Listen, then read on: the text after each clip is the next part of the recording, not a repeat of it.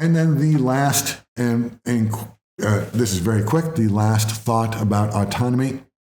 Autonomy is we're having this discussion now, but it has been a discussion since philosophy started.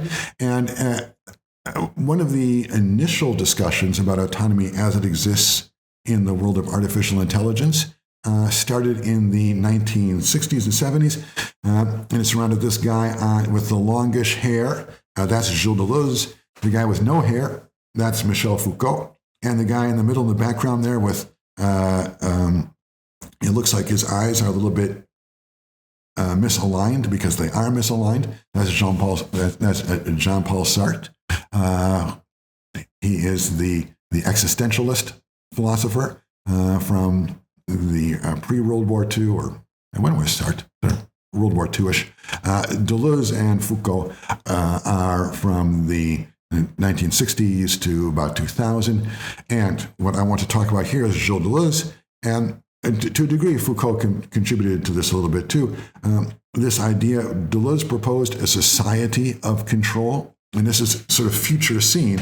If you're interested in this idea of autonomy and the way artificial intelligence uses the idea of nudges to control people, and you want to ask, well, is this helping us be free or is this limiting our freedom?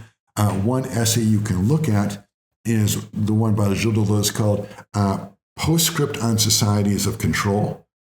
And it is precisely about, it's not about artificial intelligence because it's before artificial intelligence, but it's about the idea of what control is. And he defines control before the whole nudge stuff happened.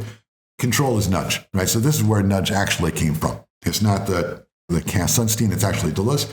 And he used the term control, and control is guiding or steering people without prohibitions. And he actually got the idea from Kafka. Kafka's book, the Trial, in which Kafka he's never denied anything, but no verdict ever appears for his case, and he doesn't even know exactly where the case is and which room he has to go to. He's constantly wandering around, basically being driven crazy, but without ever being told that he can or can't do anything. It's a bizarre story. That's Kafka's The Trial. That's taken us way, way off where we're going, but the Deleuze, no. So again, it's the Postscript on Societies of Control. It's a very short essay.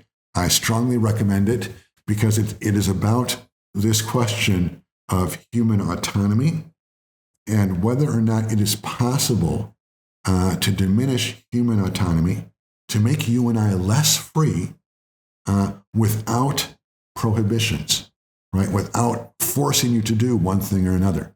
And Deleuze's answer is yes. And that answer fits very well with what we have been talking about in terms of nudges and artificial intelligence. Now, I'm not sure Deleuze is right.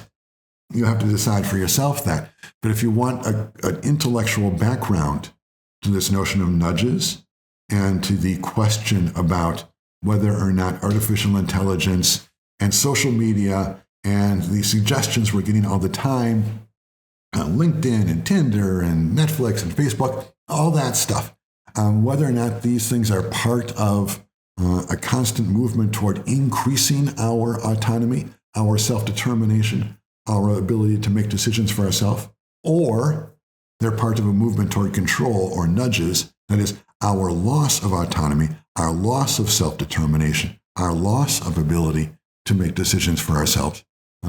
If you're interested in these questions, and then last quick footnote, if you're doing computer science, you probably should be, not because I'm making some claim for philosophy or something, no, because for real products that exist in the real world, like Cardisio, like Netflix, like dynamic insurance, for real products that exist in the real world, these questions are really pressing.